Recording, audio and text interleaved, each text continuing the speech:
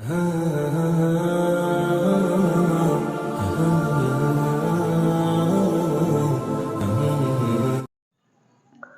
اللہ الرحمن الرحیم الحمد للہ رب العالمین والصلاة والسلام علی اشرف الانبیاء والمرسلین بسم اللہ الرحمن الرحیم۔ محترم حضرات، خاموشی کے بہت زیادہ فوائد بیان کیے گئے۔ اسی طرح فضول گوئی کرنا، اس کے بہت زیادہ نقصانات ہیں۔ دنیا میں بھی اس کے بہت زیادہ نقصانات ہیں اور آخرت میں بھی اس کے بہت زیادہ نقصانات حاصل ہوں گے۔ جو بندہ اپنے آپ کو خاموش نہیں رکھے گا اور اپنے آپ کو فضول گوئی میں مبتلا کرے گا۔ اکثر لوگ خاموشی کو اپناتے نہیں ہیں۔ بہت سارے لوگ ہیں جو آج کل کے دور میں فضول گوئی کرتے ہیں، وہ ہر وقت ہی باتیں کرتے رہتے ہیں۔ نبی پاک صلی اللہ تعالیٰ علیہ وسلم کی حدیث پاک ہے، نبی کریم علیہ السلام نے ارشاد فرمایا کہ بہت سارے لوگ ایسے ہیں کہ جو خاموش نہیں رہتے، یعنی کہ خاموش رہنا یہ بہت زیادہ مشکل ہے۔ لیکن اگر ایک یقین ہو بندے کے اندر کہ میں نے اپنے رب کے حضور پیش ہونا ہے اور یہ جو دو فرشتے میرے نامہ اعمال کو لکھ رہے ہیں یہ رب تعالیٰ کی بارگاہ میں پیش ہوگا، تو جب یہ یقین پیدا ہو جائے تو پھر بہت ہی آسان ہو جاتا ہے کہ بندہ اپنے آپ کو خاموش ہی رکھے، فضول گوئی سے اپنے آپ کو بچائے۔ محبوب کریم علیہ السلام کی ایک بہت ہی خوبصورت حدیث پاک ہے۔ نبی کریم علیہ السلام نے ارشاد فرمایا کہ دو اعمال ایسے ہیں کہ جو بدن پر بہت زیادہ ہلکے ہیں لیکن آخرت میں میزان پہ بہت زیادہ بھاری ہیں۔ وہ دو اعمال کون سے ہیں؟ محبوب کریم علیہ السلام نے فرمایا کہ ان دو اعمال میں سے ایک حسن اخلاق ہے اور دوسرا خاموشی ہے۔ یہ دو ایسے اعمال ہیں کہ جو بدن پر بہت زیادہ ہلکے ہیں لیکن قیامت کے دن میزان پر بہت زیادہ بھاری ہوں گے۔ تو ہمیں کوشش کرنی چاہیے کہ خاموش رہنا چاہیے۔ خاموشی کے بڑے زیادہ فوائد ہیں۔ خاموشی بذات خود ایک عبادت ہے۔ جو بندہ اس نیت سے خاموش رہتا ہے کہ میرے نامہ اعمال میں کوئی غلط بات نہیں ہوگی اور مجھے اپنے رب کے حضور پیش بھی ہونا ہے، تو یہ خاموشی بذات خود ایک عبادت بن جائے گی۔ اسی طرح اگر علماء کرام خاموش رہنا شروع کر دیں تو ان کا بہت زیادہ فائدہ ہے۔ اسی طرح اگر جاہل آدمی وہ بھی خاموشی کو اختیار کرتا ہے تو اس کو بھی اس کے فوائد نصیب ہوتے ہیں۔ نبی کریم علیہ السلام نے ارشاد فرمایا کہ اگر عالم دین خاموشی کو اختیار کرتا ہے تو یہ تو اس کی زینت ہے، اور محبوب کریم علیہ السلام نے فرمایا کہ اگر جاہل آدمی خاموشی کو اختیار کرتا ہے تو اس سے اس کی جو جاہلیت ہے فرمایا کہ وہ چھپ جائے گی۔ علماء کرام کو کوشش کرنی چاہیے کہ ان باتوں کو لوگوں تک پہنچائیں جو اچھی ہیں۔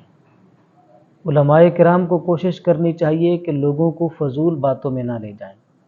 اگر علماء کرام سنجیدہ ہوں گے تو یہ ان کے لیے زینت ہوگی، یہ ان کے لیے خوبصورتی ہوگی۔ اسی طرح خاموشی کا ایک بہت بڑا فائدہ یہ ہے کہ جو بندہ خاموش رہتا ہے تو وہ شیطان کے کاری واروں سے بچ جاتا ہے۔ شیطان بہت زیادہ حملے کرتا ہے انسان کے اوپر، لیکن اگر کوئی بندہ خاموشی کو اختیار کر لے تو نبی کریم علیہ السلام کی ایک حدیث پاک ہے، محبوب کریم علیہ السلام نے فرمایا کہ تم تقوی کو اختیار کرو اس لیے کہ تقوی بھلائیوں کا مجموعہ ہے، اور فرمایا کہ تم خاموشی کو اختیار کرو گے، اگر تم خاموشی کو اختیار کر لیتے ہو تو فرمایا تم شیطان پر غالب آ جاؤ گے۔ تو یہ کتنا خوبصورت نسخہ نبی کریم علیہ السلام نے ہمیں عطا فرما دیا۔ تو آج کل کے دور میں ہمیں کوشش کرنی چاہیے کہ خاموش رہیں۔ خاموش رہیں گے جھوٹ سے بھی بچ جائیں گے، خاموش رہیں گے غیبت سے بھی بچ جائیں گے، خاموش رہیں گے چغلی سے بچ جائیں گے۔ بہت بڑی بڑی بیماریاں، بہت بڑے بڑے گناہ ہماری زبان سے ہو جاتے ہیں۔ تو خاموشی کا ایک بہت بڑا فائدہ یہ ہے کہ بندہ شیطان کے واروں سے بچے۔